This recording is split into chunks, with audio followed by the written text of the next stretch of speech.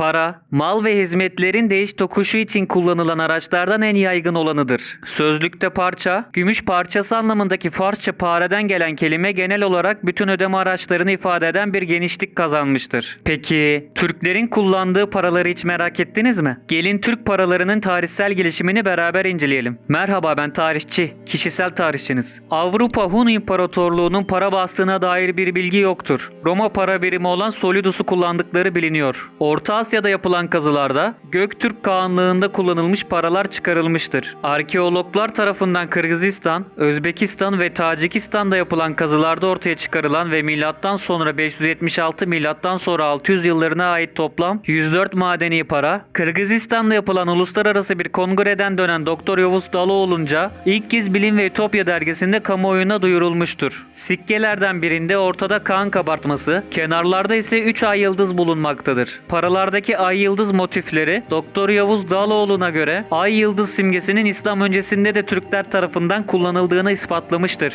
İslamiyet'i kabul etmiş ilk Müslüman Türk devletlerinden olan Karahanlıların sikkeleri esas olarak gümüş ve bakırdandır. Altın nadiren basılmıştır. Buhara, Semerkant, Tıraz, Kaşgar, Özkent, Reştan, Nişabur, Kucende, Ahsikes gibi birçok sayıda darphaneden çıkan Karahanlı sikkelerinde darp yeri ve tarihi yazılıdır. Yusuf Kadir Han Bey Harun Buğra Han sikkelerinde Melikül Meşrik ünvanını kullanmıştır. İlk Müslüman Türk devletlerinden Tolunoğullarının altın sikkeleri Emevi ve Abbasi dinarları ile aynı ağırlıkta 4,30 gram basılmıştır. Tolunoğullarının altın sikkelerinde dikkati çeken nokta, ön yüzünde ortadaki yazının çevresinde iki satır halinde yazı yer alırken, arka yüzünde ortadaki yazının çevresinde tek satır yazının bulunmasıdır. Tolunoğullarının altın sikkelerinin basıldığı belli başlı darphaneler Refika, Mısır, Halep, Humus, Tanis ve Dımaşk'tır. Memlükler altın, gümüş ve bakır sikkeler basmışlardır. Bahri Memlüklerin dinar adını taşıyan altın sikkeleri değişik ağırlıktadır. Günümüze kalan örnekler 3-11 gram arasında değişir. 8 gramın üstünde olanların çift dinar olması gerekir. Türk Memlüklerinin altın sikkelerinin basıldığı yerler arasında İskenderiye, Kahire, Dımaşk, Halep ve Huma. Burci Memlüklerinin altın sikkelerinin darp yerleri arasında Dımaşk, Kahire, İskenderiye ve Halep bulunmaktadır. Bahri Memlüklerinin altın sikkelerinde özellikle Baybars ve Berkehan'ın sikkelerinde arka yüzünde altta aslan figürü vardır. Memlüklerin gümüş sikkeleri altına göre daha az basılmıştır. Bakır sikkelerin çokça basılmış olması günlük alışverişte yoğun olarak kullanıldığını göstermektedir. Safeviler altın, gümüş ve bakır sikke bastırmışlardır. Safevilerin sikke birimleri 400 miskal ağırlığındaki altın tomana tümen dayanıyordu. Bir miskal 4,60 gram idi. Şah İsmail tahta geçtikten hemen sonra bir sikke reformu yapmıştır. Safevi altın sikkeleri 3,50 gram ağırlığında Eşrefi standardında basılmıştı. Ancak bir miskal 4,60 gram ağırlığında altın sikkelerde vardı. 11 gram ağırlığındaki mühür olarak adlandırılan altın sikkeler ise daha nadirdir. Sikkelerin ön ve arka yüzünde görülen önceki çeşitlilik, 2. Tahmasp döneminden itibaren tek düze bir tarz olarak ulusal karaktere bürünmüş, Nesih tarzındaki yazı da 1. Abbas döneminden itibaren Nestalike dönüşmüştür. Şah İsmail'den itibaren altın sikkelerin ön yüzünde ortada kelime-i tevhid ile birlikte Ali Veliyullah yazısı yer alırken, çevrede 12 imamın adları bulunur. Arka yüzünde ise Şah'ın adı ve ünvanı ile sikkenin basım yeri ve tarihi yer almaktadır. Safevi sikkelerinin basıldığı darphaneler arasında Tebriz, Erivan, Kazvin, İsfahan, Meşhed, Sebzevar, Yezd,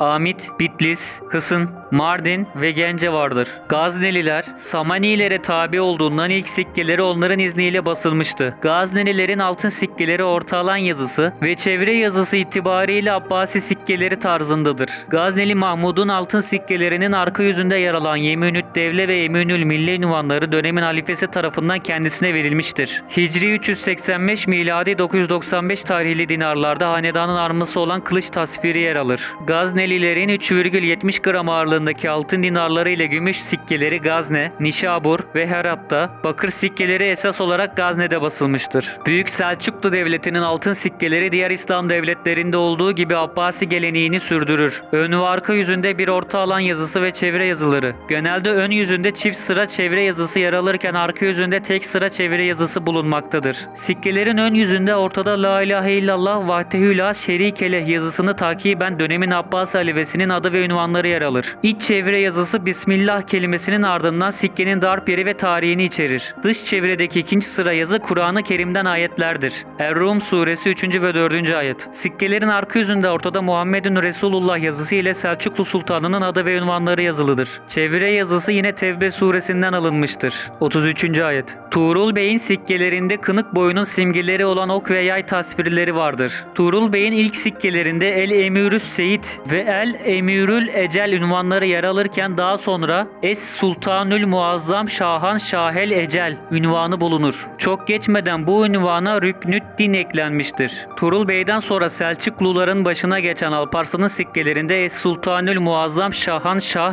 Melikül İslam ünvanı görülür. Selçuklu sikkelerinin basıldığı darphanelerin en önemlileri Ayvaz, Nişabur, Medine-tüsselam, Rey, İsfahan, Larican ve Merv'deydi. Büyük Selçuklulardan günümüze kalan altın dinarların ağırlığı çeşitlilik göstermektedir. Ancak ortalama ağırlık 4,50-4,80 gram arasındadır. Nadir de olsa bazı dinarlar 5 gramın üstündedir. Anadolu Selçuklularının ilk sultanları zamanında Anadolu'da Doğu Roma ve diğer İslam devletlerinin sikkeleri tedavüldeydi. Daha sonra Selçuklu tarzı insan ve hayvan tasvirli altın, gümüş ve bakır sikkeler basılmaya başlanmıştır. Anadolu Selçuklu Devleti'nde Sultan 1. Mesut zamanında 1116-1155 basılmış bakır sikkeler bulunmasına rağmen ilk defa bakır ve gümüş sikke bastıran Sultan II. Kılıç Arslan'dır. 1155-1192. Günümüze kalan en erken tarihli Anadolu Selçuklu dinarı Hicri 573 miladi 1177 tarihini taşımakta olup Konya'da basılmıştır. Bu sikkenin ön yüzünde La ilahe illallah vahdehü şerikele yazısı ile birlikte o tarihte tahtta olan Abbas halifesinin adı ve ünvanı yazılıdır. Bu yazının dört bir yanına dağılmış olarak bu dinarın Konya'da darp edildiğini belirten yazı vardır. Sikkenin arka yüzünde Muhammedun Resulullah sallallahu aleyh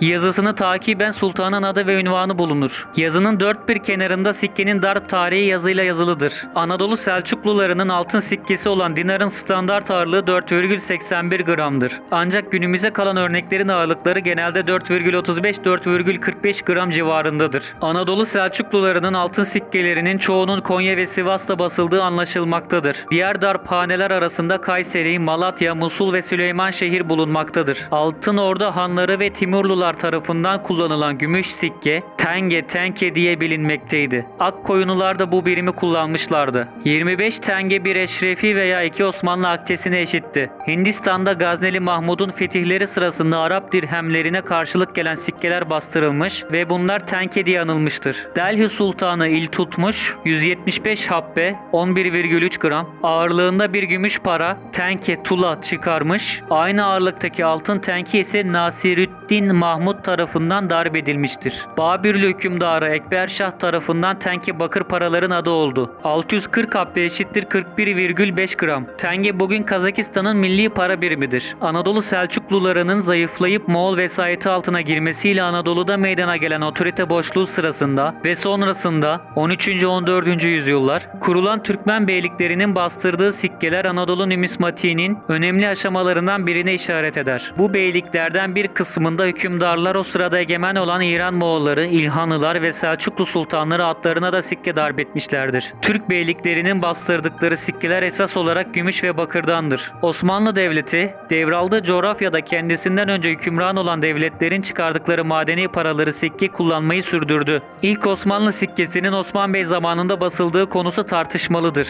Osman Bey adına basılmış olup bugüne ulaşan bir paranın sahte olduğu ileri sürülür. Genel kabul 1326 yılında Orhan Bey adına kestirilen akçenin ilk Osmanlı parası olduğu yönündedir. Bunun 1, 5 ve 10 akçelik birimleri vardı. 1 ve 5 akçeler Orhan Bey, onluklar ise Fatih Sultan Mehmet ve 1. Beyazıt devirlerinde çıkarıldı. Tarihteki ilk madeni para basım yerinin Anadolu olması özellikle uygarlık gelişiminin göstergesi olarak oldukça önemlidir. Anadolu bu üstünlüğünü sürekli devam ettirmiştir. Dünyanın ilk büyük darphanesi Fatih Sultan Mehmet tarafından İstanbul Şimşekhane'de kurulmuştur. Gümüş akçe 17. yüzyılın sonuna kadar temel Osmanlı para birimi olma özelliğini korudu. Hicri 726 miladi 1326'dan itibaren ilk altın paranın darp edildiği, Hicri 882 miladi miladi 1477 yılına kadar geçen ve gümüş akdinin hakimiyeti altında olan dönem tek maden sistemi monometalist dönem olarak adlandırılır. Hasene-i Sultani isimli bu altın paralar Venedik Dükası ile hemen hemen aynı olan değerini 17. yüzyılın başlarına kadar muhafaza etti. Öte yandan alışverişlerde ufaklık ihtiyacını karşılamak üzere 1. Murat zamanından 1362-1389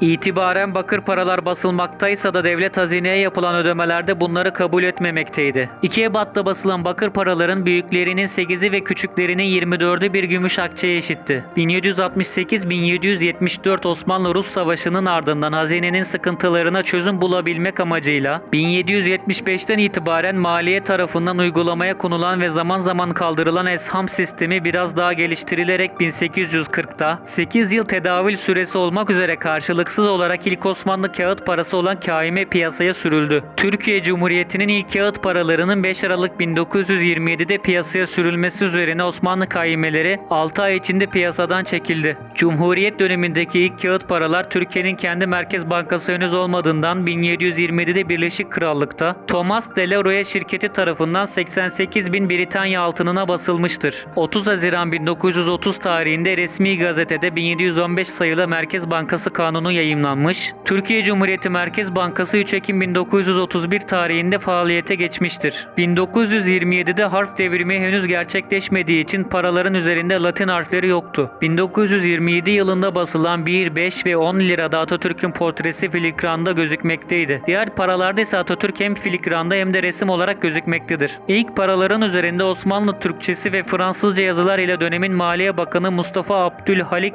Renda'nın imzası vardı. Paraların yeniden Latin harfleriyle piyasaya çıkması büyük bir masraf olduğu için 1927'de basılan paralar 1928'deki harf devriminden sonra da yıllarca yürürlükte kalmıştır. 1937'de tedavüle giren Latin harfli paraların hepsinde Atatürk portreleri bulunmaktaydı. Eylül 1927'den 11 Kasım 1938'e kadar basılan kağıt paraların üzerinde Atatürk'ün portreleri yer almıştır. 1938 yılında Atatürk vefat ettikten sonra İsmet İnönü Cumhurbaşkanı olduğu için kanun gereği banknotlarda İnönü'nün portresi kullanılmıştır. 1952 yılında yürürlüğe giren 5. emisyon banknotlarında Demokrat Parti hükümeti tarafından banknotlara tekrar Atatürk'ün portresi konulması kararı alınmıştır. Ayrıca Yunus Emre, Fatih Sultan Mehmet Han, Mehmet Akif Ersoy ve Cahit Arf gibi Türk büyüklerinin portreleri ise Türk lirasının bazı emisyonlarının arka yüzünde yer almıştır. Cumhuriyetin kuruluşundan günümüze kadar 9 emisyon grubunda 24 farklı değerde 126 tertip banknot dolaşıma çıkarılmıştır. İlk 6 emisyon grubundaki banknotların tamamı ve 7. emisyon grubundaki banknotların bir kısmı değişik tarihlerde dolaşımdan kaldırılmış ve 10 yıllık zaman aşımı sürelerinin sonunda değerlerini yitirmiştir. Aralık 2003'te Türkiye Büyük Millet Meclisi, Türk lirasından 6 sıfır atılarak yeni bir para birimi oluşturulmasına izin veren bir yasayı kabul etti. Türk lirasının yeniden değerlenmesiyle birlikte